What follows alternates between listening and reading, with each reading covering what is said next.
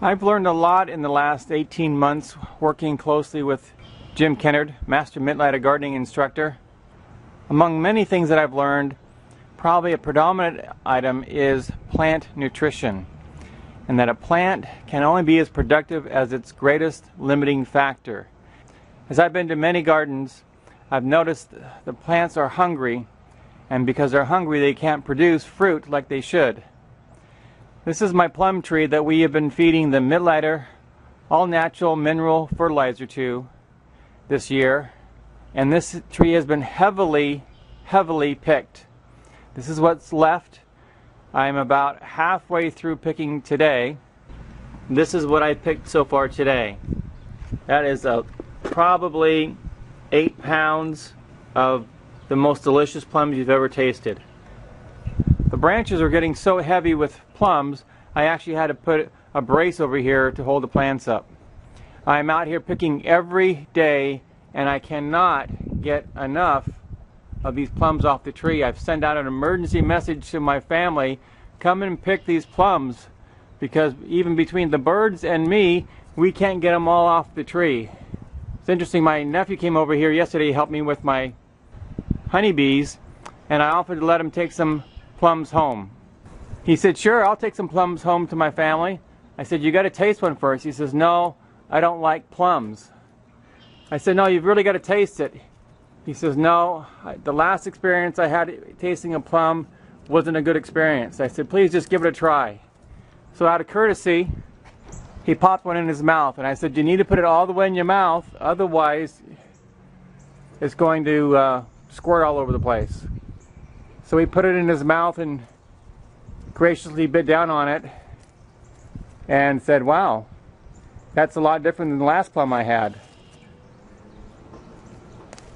And then he bit down on it again and says, wow, that's really good.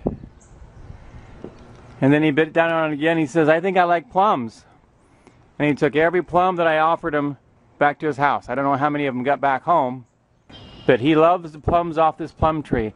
And I think it's because when the plant gets all the nutrients that it needs, it can produce all the sugars at the time of ripeness.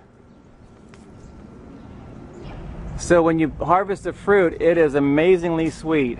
And we have seen this to be the case with broccoli, blackberries. You got to see this picture of the blackberries from our backyard. It'll blow your mind. Plums, Swiss chard, kale. Can you believe having sweet kale? But yes, sweet kale. It's because the plants have the nutrients to turn their fruit into amazingly sweet and awesome tasting mouthfuls of joy. So I would encourage you to use the Mittlighter weekly feed in your vegetable garden, but don't forget to use it on your fruit trees. So this year we started feeding it the Mittlighter weekly feed. Actually, at the end of last year we started feeding it the Mittlighter weekly feed. Generally the rule of thumb is you want to feed it 3 times a year. I decided to feed it more often, and we have more plums this year than we've ever had all the years combined. Without exaggeration, we probably have 500 plums off this plum tree. I don't even make breakfast anymore. I just come out to the blackberry bushes and the plum tree, and I harvest in the morning, and I eat my breakfast as I'm harvesting. So I would recommend that you mix up your own batch of Mittlighter weekly feed. Follow the guidelines on how much to feed the trees by watching my other video on feeding fruit trees. I'll have a link below this video on my YouTube channel. And then start feeding your trees. I would say feed your trees a minimum of 3 times a year. If you want higher production, maybe even once a month during the fruit production period of the tree.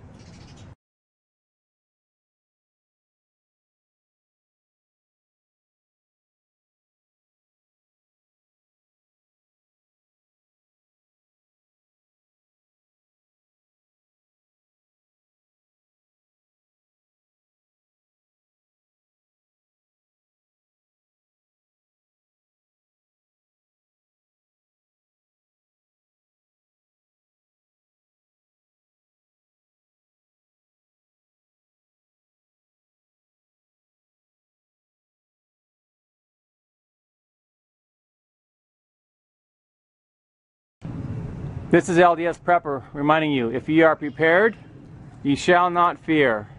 And if you use the principles taught by Jacob Mittleider in the Mittleider Gardening Course book, and make sure that you're using the all-natural mineral fertilizer that's so inexpensive to make, you will not believe wonderful flavor and the immense harvest from your fruit trees.